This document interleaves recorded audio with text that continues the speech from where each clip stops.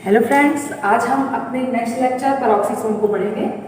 तो पेरोक्सीसोम में हमने ये पढ़ना है कि क्या होता है पेरोक्सीसोम। तो पेरोक्सीसोम जो है इसकी सबसे पहले खोज की थी रॉडिन ने 1954 में। और रॉडिन ने इसको देखा कहाँ पे था, चूहे की जो विक्र कोशिकाएं थी यानी कि किडनी सेल जो थी उसमें देखा था।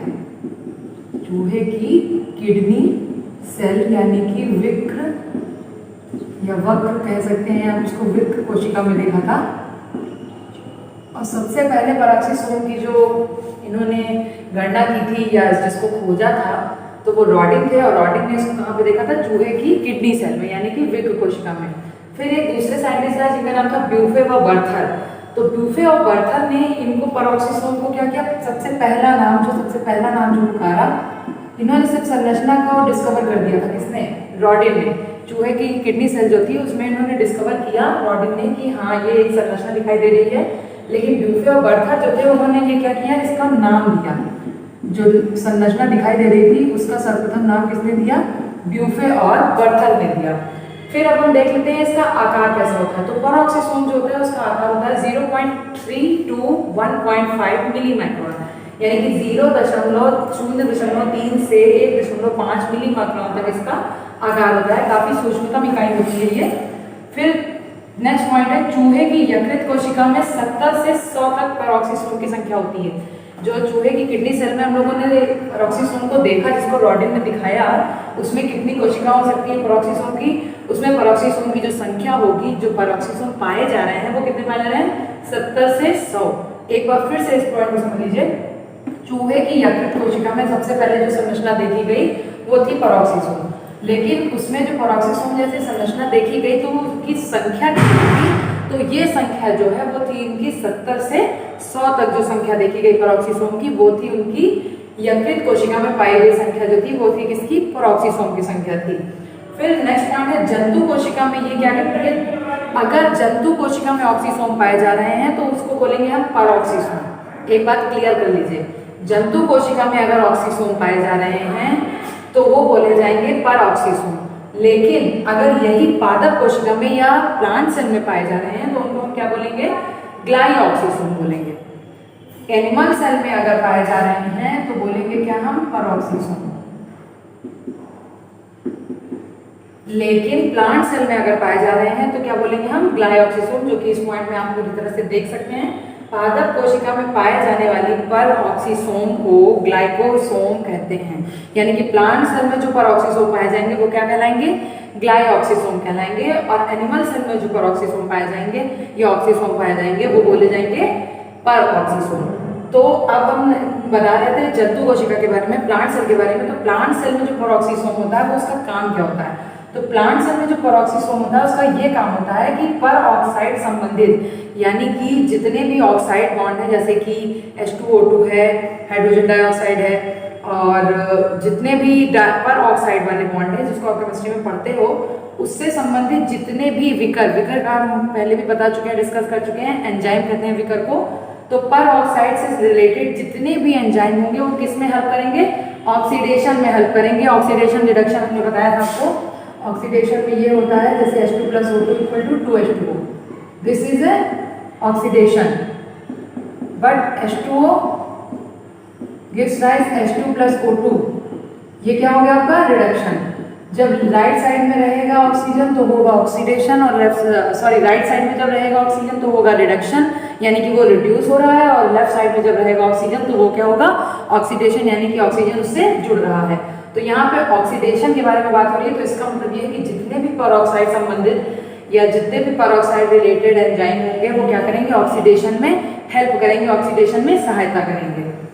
फिर है नेक्स्ट पॉइंट, कई प्रकार के विकर पाए जाते हैं। इनमें 32 पेरोक्सीसोमल प्रोटीन का बना होता है ये, जो पेरोक्सीसोमल कार्य करता है। यानी कि इसमें कई तरह के एंजाइम पाए जाते हैं। किसमें? पेरोक्सीसोम में कई प्रकार के एंजाइम पाए जाते हैं, कई प्रकार के विकर पाए जाते हैं, जिसमें जो विकर पाए जाते हैं। लेकिन जो ये पेरोक्सीसोम होता है, इसके बाद ये पॉइंट अलग है, इसमें 32 पेरोक्सीन का मतलब ये कि पेरोक्सीन क्या है? पेरोक्सीन जो है वो पेरोक्सीसोमल प्रोटीन है, जिसका ये पूरा पेरोक्सीसोम क्या है? बना हुआ है। पेरोक्सीसोम जो बना हुआ है वो हमारा किसका बना है? पेरोक्सीसोमल प्रोटीन का बना हुआ है, जिसमें उसकी नंबरिंग क्या है? 32 है।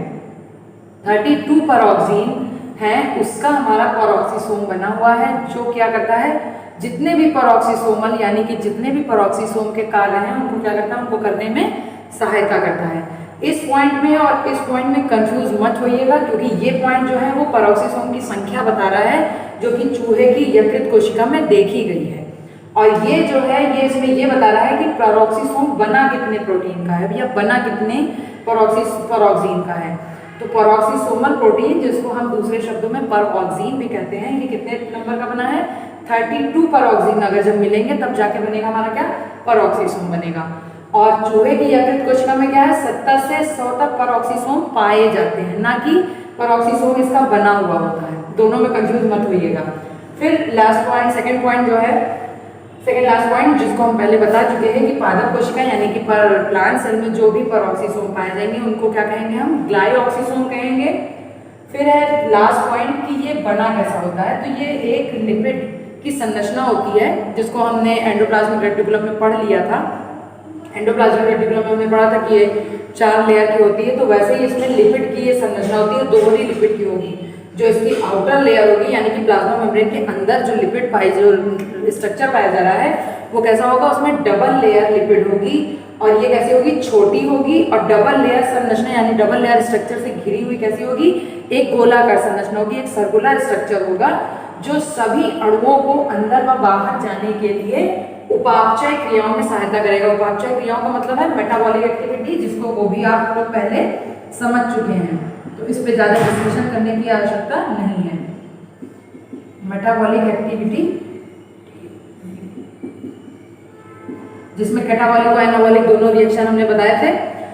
फिर से इसको एक बार से पूरा देख लेते हैं। पैरोक्सीसोम, जिसको जो एनिमल सेल में पाए जाने वाले ऑक्सीसोम है उन्हें पैरोक्सीसोम कहेंगे। प्लांट सेल में पाए जाने वाले ऑक्सीसोम को क्या बोलेंगे, ग्लाइऑक्सीसोम बोलेंगे। पैरोक्सीसोम की सबसे पहले जो खोज की थी वो किसने की थी, रॉडिन ने की थी 1954 में, 1994 में। और उन्होंने इसे देखा था चूहे की किडनी सेल यानी कि विक कोशिका में इसको देखा था, लेकिन इसका नाम उन्होंने पैरोक्सीसोम नहीं रखा था। फिर ब्यूफे और बर्थर आए, दूसरे साइंटिस्ट आए, ब्यूफे और बर्थर ने जो किडनी सेल देखी रॉडिन ने, उसका नाम इन्होंने क्या रख दिया, पैरोक्सीसोम रख दिया। फिर इसके आकार की बात कर लेते हैं, तो पैरोक्सीसोम जो होता है उसकी साइज होती है 0.3 to 1.5 मिलीमाइक्रोन, 0.3 से 1.5 मिलीमाइक्रोन तक इसकी साइज होती है। फिर देखा है कि चूहे की जो यकृत कोशिका यानी कि जहां से इसको खोजा गया था, जो चूहे की यकृत कोशिका, उसमें पैरोक्सीसोम की जो संख्या होती है वो कितनी होती है, 70 to 100 तक होती है, यानी कि 70 से 100 तक पैरोक्सीसोम की जो होती है वो संख्या होती है। फिर दूसरी बात थी कि जंतु कोशिका में ये पर ऑक्साइड संबंधित विकर ऑक्सीकरण में सहायता करते हैं, यानी कि जो जंतु कोशिका यानी कि पर ऑक्सीसोम जो होगी उसमें क्या करेंगे, ये पर ऑक्साइड, जैसे कि हमने H2O2 का नाम बताया, N2O2 का नाम बताया, ये सब जो है पर ऑक्साइड, जो जितने भी ऑक्साइड हैं उनसे रिलेटेड जितने भी एंजाइम हैं, विकर मतलब एंजाइम, पर ऑक्साइड रिलेटेड एंजाइम जितने भी हैं यानी कि H2O2 N2O2 जो भी है, ये जो भी एंजाइम रिलीज कर रहा है वो एंजाइम क्या करेगा, ऑक्सीडेशन में हेल्प करेगा। और ऑक्सीडेशन और रिडक्शन को हमने यहाँ से फिर समझा दिया है कि अगर ऑक्सीजन रिड्यूस हो रहा है, दैट मीन अगर ऑक्सीजन बाहर जा रहा है तो वो बोला जाएगा रिडक्शन, और अगर ऑक्सीजन अंदर आ रहा है मतलब जुड़ रहा है, ऐड हो रहा है, तब हम उसे बोलेंगे ऑक्सीडेशन। तो ऑक्सीडेशन और रिडक्शन की बात हो गई। फिर ये जितने भी एंजाइम होंगे वो किसमें हेल्प करेंगे, ऑक्सीडेशन में हेल्प करेंगे।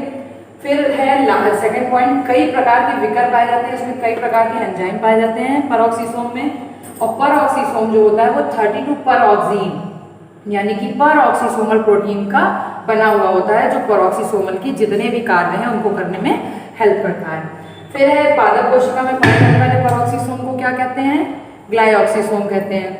फिर है ये छोटी तथा दोहरी लिपिड संरचना से घिरी हुई एक गोलाकार संरचना होती है, जो सभी अणुओं को अंदर व बाहर जाने से के लिए उपापचय क्रियाओं में सहायता करती है। दैट मीन ये कैसा होगा, इसका स्ट्रक्चर छोटा होगा, लिपिड जो होंगी, जो इसकी बाहर की जो झिल्ली होगी यानी प्लाज्मा मेम्ब्रेन के अंदर जो पाई जाएगी संरचना, वो कैसी होगी, किससे घिरी हुई होगी, लिपिड से घिरी हुई होगी, और ये कैसी होगी, डबल होगी, बाई लेयर लिपिड इसको बोला जाएगा। दोहरी जो है इसको बोला जाएगा बाई लेयर लिपिड स्ट्रक्चर से घिरी हुई एक कैसी संरचना होगी, सर्कुलर स्ट्रक्चर होगा, और ये स्ट्रक्चर क्या करेगा, जो सभी अणु, जितने भी अणु पाए जा रहे हैं इसकी संरचना के अंदर, वो क्या करेगा, उनको अंदर और बाहर जाने के लिए उपापचय क्रियाओं में यानी मेटाबॉलिक एक्टिविटी में हेल्प करेगा। कौन से अणु अंदर जाने हैं, यानी कौन सी ऊष्माक्षेपीय अभिक्रिया और कौन सी ऊष्माशोषीय अभिक्रिया है। अब हम बात करते हैं इसके स्ट्रक्चर के बारे में।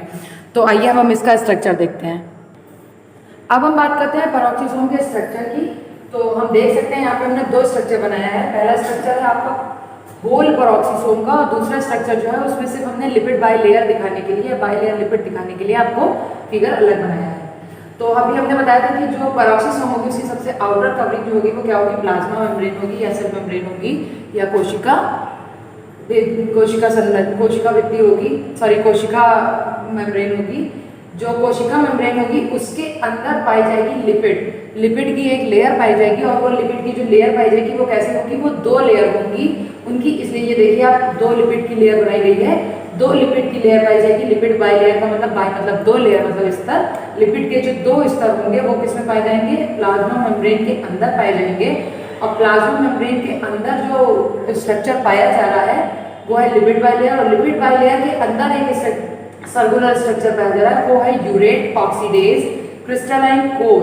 और ये यूरेट ऑक्सीडेज क्रिस्टलाइन कोर जो है वो उसका क्या करना है, उसका काम ये है कि पर ऑक्साइड एंजाइम जो अभी रिलीज हो रहे थे, जो हमने बताया था कि पर ऑक्साइड एंजाइम जो रिलीज हो रहे थे वो किस कोर से रिलीज होंगे, वो इस कोर से रिलीज होंगे। यानी कि पर ऑक्साइड एंजाइम जो होंगे वो कहाँ पर एकत्रित होंगे, वो एकत्रित होंगे यूरेट ऑक्सीडेज क्रिस्टलाइन कोर में एकत्रित रहेंगे, और वहीं से ये एंजाइम श्रावित होंगे, और वो श्रावित होने के बाद क्या करेंगे, ऑक्सीडेशन में हेल्प करेंगे। और ये किसमें पाया जा रहा था, ये जंतु कोशिका में पाया जा रहा था। इसमें एक पॉइंट था कि पर ऑक्साइड संबंधित विकर जो होंगे वो क्या करेंगे, ऑक्सीकरण में हेल्प करेंगे, ऑक्सीडेशन में हेल्प करेंगे।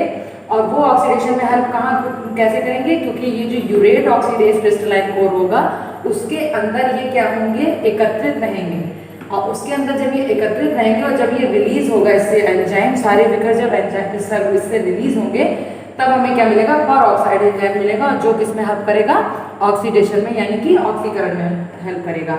लिपिड बाइलेयर को दिखाने के लिए इस तरह से देखेंगे तो लिपिड जो ये संरचना होगी पेरोक्सीसोम की लिपिड बाइलेयर की वो इस तरह से रहेगी। लिपिड की जो लेयर होगी वो इस तरह से रहेगी बीच में, और दोनों तरफ से इसका जो प्रोटीनेशियस प्रोटीन जिसके बारे में बताया गया था, पेरोक्सीसोम के बारे में बताया गया था, पेरोक्सीसोमल प्रोटीन जो था उसके बारे में बताया गया था, वो 32 लेयर जिसकी होती है, 32 पेरोक्सीसोमल प्रोटीन मिलकर क्या बनाते हैं, पेरोक्सीसोम बनाते हैं, उसके बारे में बताया गया था। वो दोनों तरफ से इसको क्या किए रहेंगे, कवर अप किए रहेंगे, और लिपिड बाइलेयर जो होगी उसकी बीच में संरचना देखी जाएगी। अब हम नेक्स्ट अपना बात करते हैं किसकी, ग्लाइऑक्सीसोम की बात हो गई, पेरोक्सीसोम की बात हो गई। अब हम बात करते हैं सेंट्रोसोम की। तो आइए देखते हैं what is centrosome. Hello friends, तो अब हम पढ़ते हैं सेंट्रोसोम के बारे में। जैसे कि अभी हमने एक वीडियो में बताया था कि अब हम पढ़ते हैं what is centrosome. So let's see what is centrosome. Centrosome की खोज टी बावेरी ने 1888 में, यानी कि टी बावेरी ने 1888 में एनिमल सेल में देखा था, यानी कि जंतु कोशिका में जो अंगक दिखाई दिया था उन्हें, उसका क्या नाम था, सेंट्रोसोम था। और उसकी खोज किसने की थी, टी बावेरी ने की थी 1888 में, यानी कि 1888 में की थी। फिर हम देखते हैं कि क्या कहाँ पाया जाता है ये, तो ये पाया जाता है केंद्र के समीप। जैसे कि हम लोग सब जानते हैं कि केंद्र कहाँ पाया जाता है, बिल्कुल सेंटर में पाया जाता है। और केंद्र का क्या वर्क होता है, केंद्र का वर्क ये होता है कि सारी जितनी भी जैविक क्रियाएं हैं उनको क्या करना है, नियंत्रण करने का काम। इसीलिए इसे हम क्या कहते हैं, नियंत्रण कक्ष भी कहते हैं। इसको केंद्र को, न्यूक्लियस को सेंट्रल रूम या कंट्रोल रूम भी कहते हैं। कंट्रोल रूम यानी नियंत्रण कक्ष क्यों कहते हैं, क्योंकि ये सभी जैविक क्रियाओं को नियंत्रित करता है। और ये कहाँ पाया जा रहा है, केंद्र के समीप पाया जा रहा है। तो केंद्र कहाँ पाया जा रहा था, सेंटर में पाया जा रहा था। सो इसलिए इसका नाम हो गया सेंट्रो, और सोम मतलब आकृति। तो सेंट्रोसोम यानी कि सेंटर में पाई जाने वाली जो आकृति होगी वो क्या होगी, सेंट्रोसोम होगी। और कहाँ पाई जाएगी, केंद्र के समीप पाई जाएगी। फिर हम बात करते हैं कि इसका स्ट्रक्चर कैसा है। तो इसका स्ट्रक्चर जो है वो सिलेंड्रिकल है, यानी कि बेलनाकार है, और 1200 से 1500 एंगस्ट्रॉम इसका व्यास होगा, यानी कि इसकी जो चौड़ाई होगी वो कितनी होगी, 1200 से 1500 एंगस्ट्रॉम होगी। और जो इसकी लंबाई होगी वो क्या होगी, 3000 to 5000 एंगस्ट्रॉम। यानी कि जैसे कि ये आप स्ट्रक्चर में देख सकते हैं, this is the cylinder, I mean बेलन।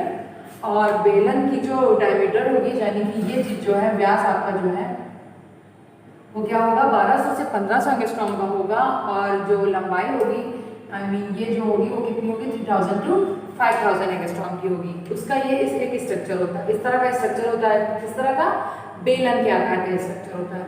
फिर हम बात करते हैं इसको क्या क्या कहते हैं। तो इसे हम आधार काय कहते हैं, ब्लिफेरोब्लास्ट कहते हैं और काइनेटोसोम कहते हैं। आधार काय की इंग्लिश जो होती है वो होती है बेसल ग्रेन्यूल, यानी कि बेसल ग्रेन्यूल जो होगा वो उसको क्या कहेंगे हम, आधार काय कहेंगे। और दूसरा इसका नाम है ब्लिफेरोब्लास्ट और तीसरा नाम है इसका काइनेटोसोम। दैट मीन सेंट्रोसोम के कितने नाम हो गए, 4 नाम हो गए, सेंट्रोसोम, आधार काय यानी कि बेसल ग्रेन्यूल, ब्लिफेरोब्लास्ट और काइनेटोसोम। ये सारे नाम किसके हैं, सेंट्रोसोम के हैं। फिर इसमें एक प्रोटीन पाया जाता है, किसमें, सेंट्रोसोम में एक प्रोटीन पाया जाता है और उसका क्या नाम होता है, ट्यूबलिन। तो ट्यूबलिन नामक एक प्रोटीन पाया जाता है जो सेंट्रोसोम का मेन कैरेक्टर होता है, यानी कि मेन फंक्शन जो है, मेन कैरेक्टर जो है वो क्या है, सेंट्रोसोम का है कि ट्यूबलिन नामक प्रोटीन पाया जाता है। और ये प्रोटीन का जो नाम है ये आप अच्छे से पढ़ लीजिए, क्योंकि आपको हमेशा कॉम्पिटिशन वगैरह में ये आता है कि ऐसा कौन सा प्रोटीन है जो सेंट्रोसोम में पाया जाता है। तो उस पर आप कौन सा टिक करोगे, आप करोगे ट्यूबलिन नामक प्रोटीन जो होगा वो सेंट्रोसोम में पाया जाता है। फिर हम बात करते हैं तारक केंद्र की। तो तारक केंद्र का मतलब ये पहली बात तो ये केंद्र के समीप पाया जाता है, इसलिए केंद्र हो गया। तो फिर है तारक, तारक मतलब तारे जैसी संरचना। तो सेंट्रोसोम में 2 तारक केंद्र पाए जाते हैं, 2 तारे जैसी संरचनाएं पाई जाती हैं, और ये दोनों तारे जैसी संरचनाएं क्या होंगी, 90 एंगल पर एक दूसरे से स्थित होंगी, यानी कि 90 अंश पर एक दूसरे के स्थित होंगी, यानी कि 90 अंश के एक दूसरे के बराबर होंगी। आप जैसे कि देख सकते हो यहाँ 2 स्टार जैसी संरचनाएं हैं जिसको हमने तारक केंद्र मान लिया, और 90 एंगल पे क्या होंगी, एक दूसरे के पे स्थित होंगे, मतलब 90 अंश की दूरी पे ही ये दोनों तारक केंद्र स्थित होंगे। और तारक केंद्र पाया कहाँ जा रहा है, सेंट्रोसोम में पाया जा रहा है। तो अब बात करते हैं कोशिका विभाजन के समय की। तो कोशिका विभाजन यानी कि सेल डिवीजन के समय ये दोनों तारक केंद्र 2 ध्रुवों पर आ जाते हैं। दैट मीन दोनों जो तारक केंद्र होंगे वो सेल डिवीजन जब होगा, जब कोशिका में विभाजन होगा, एक सेल से 2 बनेंगी, 2 से 4, 4 से 8, 8 से 16, ऐसे कंटिन्यू होता जाएगा जब कोशिका विभाजन। तो उसके टाइम पर क्या होगा, जो दोनों तारक केंद्र होंगे वो क्या होंगे, 2 अलग अलग पोल पर आ जाएंगे, जैसे कि एक नॉर्थ पोल एक साउथ पोल। मान लीजिए ये कोशिका है, ये पूरा एक तारक केंद्र है, जब ये विभाजित हुआ तो ये इस तरह से 2 पोल पे 2 बीच से अलग हो जाएंगे, 1 से 2 बनेगा, 2 अलग हो जाएंगे, और दोनों अलग होने के बाद ये चला जाएगा मान लीजिए नॉर्थ पोल पर और ये चला जाएगा साउथ पोल पर। तो इस तरह से ये बात को आप समझ सकते हैं कि कोशिका विभाजन के समय ये दोनों जो तारक केंद्र होंगे वो कहाँ चले जाएंगे, 2 ध्रुवों पर चले जाएंगे। दैट मीन 2 अलग अलग पोल पर चले जाएंगे, एक नॉर्थ एक साउथ एक ईस्ट और वेस्ट, ये भी हो सकता है। तो दोनों ध्रुवों पर ये दोनों तारक केंद्र क्या होंगे, कोशिका विभाजन के समय चले जाएंगे, मतलब अलग हो जाएंगे। फिर है लास्ट पॉइंट, इसमें 3-3 के समूहों में 3 स्थानों पर सूक्ष्म नलिकाएं माइक्रोट्यूब्यूल्स पाए जाते हैं, जिसके आंतरिक कोशिका द्रव्य कचाप यानी हाइलिन व बाहरी कोशिका द्रव्य सेंट्रोस्फेयर यानी कि सेंट्रोस्फेयर से भरा होता है। ये लाइन बहुत लंबी हो गई बट आप इसको समझिए। कोशिका विभाजन के समय तारक केंद्र की बात हो गई, वो दोनों ध्रुवों पर आ गए। फिर ये इनमें, तो इनमें का मतलब जो है इसमें वो है तारक केंद्र से, यानी कि तारक केंद्र जो होगा वो 3-3 के समूहों में 9 स्थानों पर बटा हुआ होगा, यानी कि 3-3 का जो स्थान होगा उसमें ये 9 स्थानों पर बटे होंगे। और जो 9 स्थानों पर बटे होंगे तो वो कैसी संरचना होगी, वो माइक्रोट्यूब्यूल्स होगी, यानी कि सूक्ष्म नलिकाएं होंगी। और ये जो सूक्ष्म नलिकाएं होंगी उनमें क्या पाया जाएगा, एक उनमें कोशिका द्रव्य पाया जाएगा। और कोशिका द्रव्य जो होगा वो 2 प्रकार का होगा, एक आंतरिक होगा और एक बाहरी होगा। तो जो आंतरिक कोशिका द्रव्य होगा उसमें क्या भरा होगा, हाइलिन भरा होगा, यानी कि कचाप भरा हुआ होगा। और जो बाहरी कोशिका द्रव्य होगा उसमें क्या भरा होगा, सेंट्रोस्फेयर भरा होगा। तो इसको अब हम फिगर से क्या कहते हैं, देखते हैं कि कैसा है ये, इसका मतलब फिगर क्या क्या कहता है। तो फिगर आप देखिए इसका कैसे है।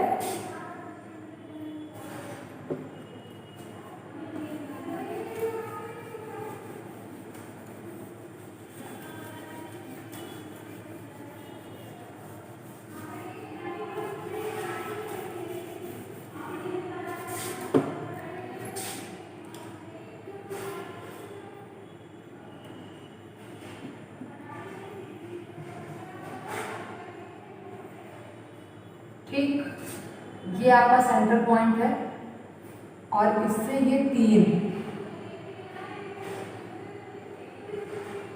याद रहे ये जो आप बना रहे हैं ये 9 होनी चाहिए।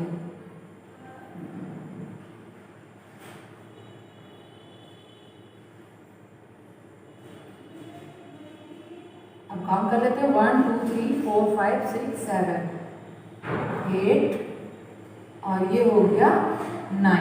1 2 3 4 5 6 7 8 9, तो ये 9 हो गया। अब इस बात को समझिए, 3 3 के समूहों में, मतलब तारक केंद्र जो है वो 3 3 के समूह में है। देखिए 3 3 है, 1 2 3 1 2 3 1 2 3 1 2 3 3 3 के समूह में है, लेकिन कितने हैं? 9 सूक्ष्म स्थानों 9 स्थानों पर है, यानी कि इनकी नंबरिंग क्या है देखा जाए तो 1 2 3 4 5 6 7 8 9 9 इसकी नंबरिंग है, मतलब 9 स्थान है। 3 3 के समूह में 9 स्थान है। और कैसे पाए जा रहे हैं? सूक्ष्म नलिकाओं, यानी कि माइक्रोट्यूब्यूल पाए जा रहे हैं। तो ये जो 9 पाए जा रहे हैं ये क्या इनको कहा जाएगा? माइक्रोट्यूब्यूल कहा जाएगा, सूक्ष्म नलिकाएं कही जाएंगी। और इसके आंतरिक कोशिका द्रव्य, यानी कि इसके आंतरिक भाग में ये कोशिका द्रव्य विकसित होगा इसमें इस तरह से।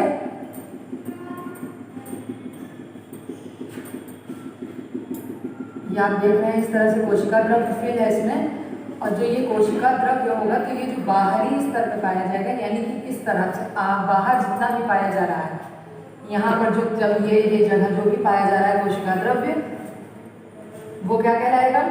वो कहलाएगा सेंट्रोस्फेयर, यानी कि जो बाहरी की तरफ पाया जा रहा है वो बोला जाएगा सेंट्रोस्फेयर, जो कि बाहरी कोशिका द्रव्य होगा।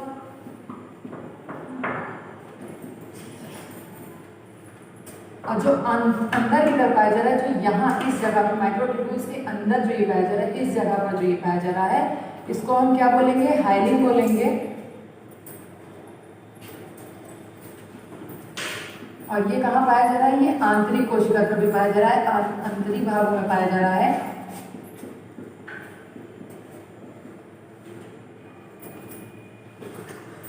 फिर ये सबसे जो बाहर की लेयर है इसको हमने क्या बोला था? सेंट्रोसोम, कि सेंट्रोस्फेयर बोला था इसको।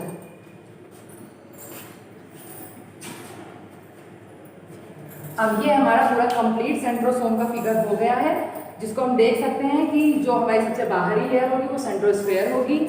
जो कोशिका द्रव्य इसमें पाया जा रहा है, जो बाहरी कोशिका द्रव्य की बात की थी उसका क्या नाम था? सेंट्रोस्फेयर नाम था।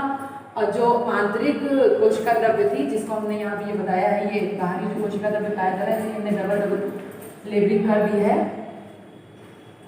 तो ये आंतरिक जो कोशिका द्रव्य पाया जा रहा है वो हाइलिन है। और ये हमारे जो है ये 3 3 के समूहों में बंधे हुए क्या हैं? तारक केंद्र हैं। और ये जो बाकी की 9 हमने आपको गिनाई थी वो क्या थी? माइक्रोट्यूब्यूल थी, सूक्ष्म नलिकाएं थी। तो अब हम पूरा सेंट्रोसोम को एक बार फिर से रिवाइज कर लेते हैं। डी बावेली जो थे उन्होंने 1888 में एनिमल सेल में सेंट्रोसोम को देखा था। फिर इसके बाद हमने बात की थी कि सेंट्रोसोम में एक ट्यूबलिन नामक प्रोटीन पाया जाता है। इसकी स्ट्रक्चर जो होती है वो कैसा होता है? बेलनाकार, यानी कि सिलेंड्रिकल होता है। और सिलेंड्रिकल होने के साथ साथ इसका जो डायमीटर, यानी कि जो व्यास होगा वो कितना होगा? 1200 से 1500 होगा। और जो लंबाई होगी वो 3000 से 5000 एंगस्ट्रॉम की होगी। फिर हमने बात की थी कि इसमें क्या पाया जाता है, तो इसमें 2 तारक केंद्र पाए जाते हैं। 2 तारक केंद्र का मतलब ये है कि जो ये केंद्र आपका पाया जा रहा है, ये जो पाए जा रहे हैं ये क्या है? तारक केंद्र है। 2 पाए जाएंगे जो सेल डिवीजन के समय क्या करेंगे? दोनों अलग अलग पोल पर आ जाएंगे, जैसे कि एक नॉर्थ पर और एक साउथ पर आ जाएंगे। फिर इसमें बोला गया था तारक केंद्र जो होंगे वो 3 3 के समूहों में 9 स्थानों पर सूक्ष्म नलिकाएं पाई जाएंगी, जिसमें आंतरिक कोशिका द्रव्य जो होगा वो क्या होगा? कचाप, यानी कि हाइलिन होगा। और बाहरी कोशिका द्रव्य जो होगा वो क्या होगा? सेंट्रोस्फेयर होगा। तो बाहर की तरफ जितने भी कोशिका द्रव्य पाए जा रहे हैं वो है सेंट्रोस्फेयर, और अंदर की तरफ जितने भी कोशिका द्रव्य पाए जा रहे हैं वो है हाइलिन। और ये है आपका तारक केंद्र। और इसमें जो ये 9 आपको दिखाई गई हैं ये क्या है? माइक्रोट्यूब्यूल्स। और ये सारी माइक्रोट्यूब्यूल्स क्या करेंगे? एक दूसरे से जुड़ी हुई भी होंगी।